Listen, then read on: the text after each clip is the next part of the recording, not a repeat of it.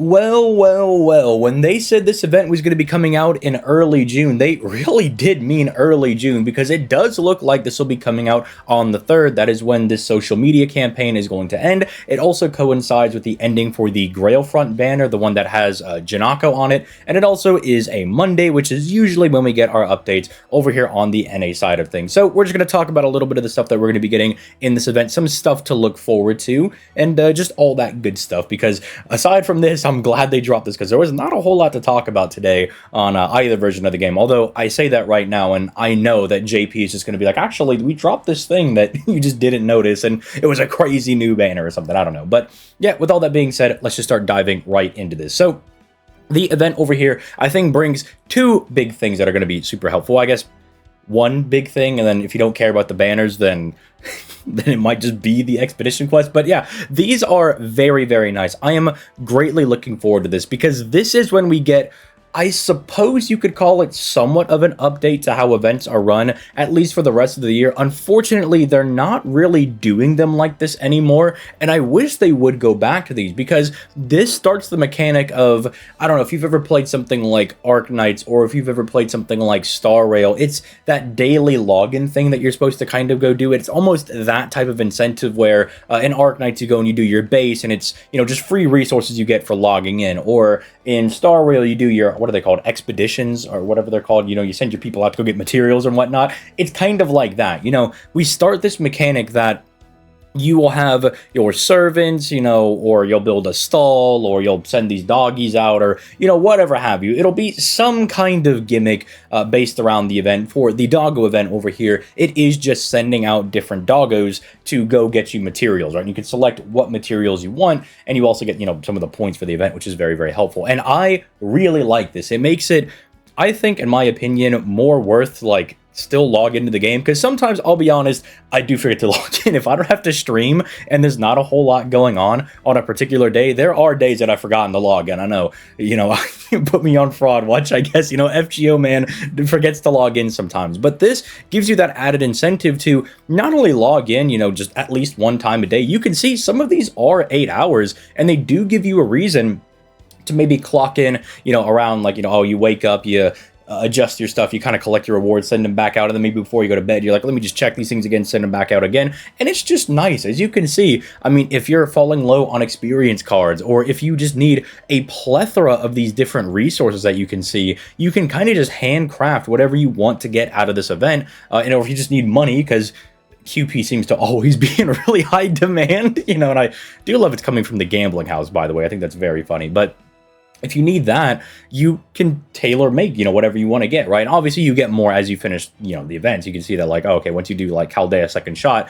you get access to some of these over here. Now, I do believe, if I'm remembering correctly from the time that I did play, you want to send specific dogs after specific items, because some of them can do it faster than others, if I'm remembering that correctly. So I think, like, it tells you, like, how long it is, you know. It's not like rocket science to figure out or anything. It's not one of those things where they're gonna, you know, quiz you and be like, all right, what dog breed do you send out to go up a mountain? And it's, you know, they'll probably just be like, oh, or you could just look at how long it's going to take. You know, you could just check that. So I think this is very good. Again, starts the trend that we'll have for the summer event, the Halloween event, and then what was the last one?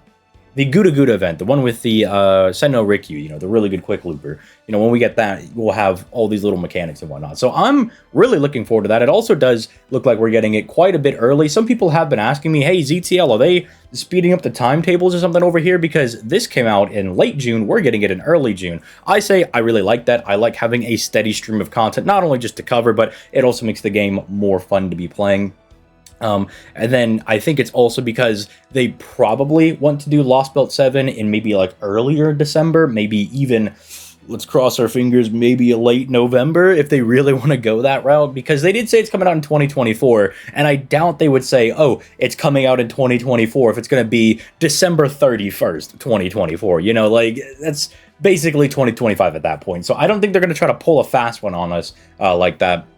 And I'm assuming they're trying to back up these events, kind of speed things up a little bit so they can try to squeeze Lost Belt 7 in there. My huge hopes is that once they get the what is it called? That maintenance that they're doing in about like 6 weeks or whatever, that like big old update where they're seemingly trying to fix things with the game. I'm hoping that once they do that, we might be able to shorten the gap from 2 years to 1 year, because imagine seeing a servant like Draco or even Alco, who just actually came out, and being like, oh, it's only a year off. That's just super nice. Like, that just feels good to be like, okay, at least next year we'll be able to get them. Not, all right, in a 2026, in 2 years, I'll be able to get this unit. And by then, well, I'm not going to say they're not going to be good anymore, but there definitely are some servants that have gotten power crept by the time they came out on JP. Like, I mean, this is more arguable, but you could say Ibuki already technically gets power crept by Melusine, who comes out the next year, you know? And if it was at least a year behind, wouldn't feel as bad. But now it's like, well, now I know that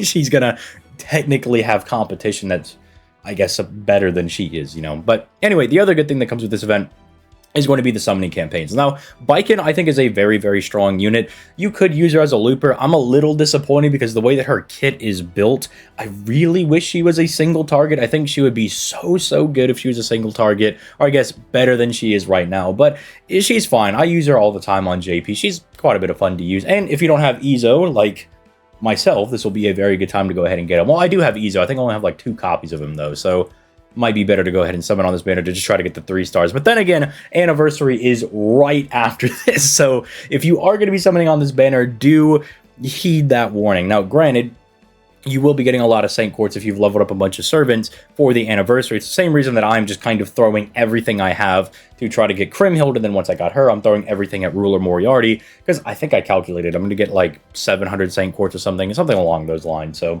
I'm kind of fine with being able to risk it, especially since I'm going to be skipping out on Archetype Earth. I know, you can't say that. You can't say you're going to skip out on Archetype Earth, but come on, man, like, Ruler Scotty, I got to get my quick teams up and up, you know, I got to get them at full power. They also released Tomo, who I think is pretty sick. You know, we just read the Trauma event. I just finished it actually last night. I was up till like 7 in the morning or something reading the event, so I was like, dude, this guy's pretty sick, although did feel very forced in there. It kind of feels like there was a mandate that they needed to push to get him in there. Like, they almost told Higashide, hey, can you, we're gonna put this guy out in like a month. Can you just kind of sneak that guy into the event? Can you just ride him in there? So it's still pretty cool. I like a lot of his scenes. Not gonna spoil too much in case, you know, you're not done reading the event, or I guess the story chapter technically, but he was pretty sick. I do like him. Although I've seen some people tweeting out being like, oh man, it's going to be really hard to not summon for this guy. He is on every single banner, and, you know, he'll come out for stuff like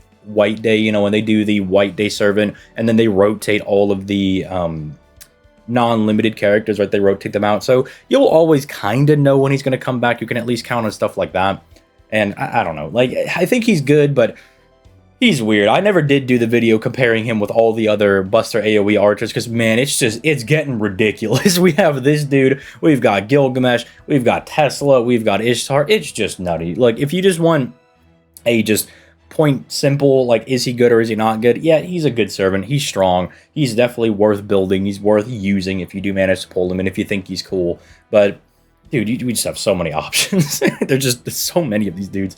Then there's the final banner over here that brings Hokusai back, and you do get to kind of pick your poison, I suppose, if you're going for Izo, because it has the 2, you know, it has Lobo and Izo on all of these banners. So if you want Hokusai, you can just wait for the 3rd banner. If you want Baiken, you can go immediately, or if you want Tomo over here, you can just wait like a couple of days and then he comes out. But yeah, I'm looking forward to this event coming out, because I don't know, I don't really know too much about it, surprisingly. Like, even though I summoned for Baiken and I did enjoy the event a lot, I didn't really look into it very much story-wise, so I'm kind of looking forward to it. I want to know why this dude is here, though.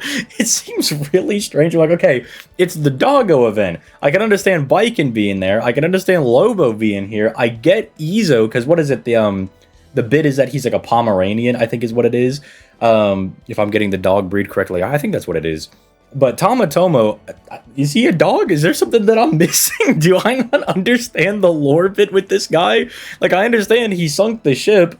You know, I get all that stuff. And, you know, I think it, like, started some beef with other clans in, you know, like in Japan over there. But I don't know anything about a dog. Like, I don't know anything. Maybe it's because he's got that dog in him. You know, maybe that's what it is. Maybe the bit is, nah, Tomo just got that dog in him, which he definitely does. But with all that being said, I'm going to go ahead and get out of here. You guys have yourselves a nice day. Peace.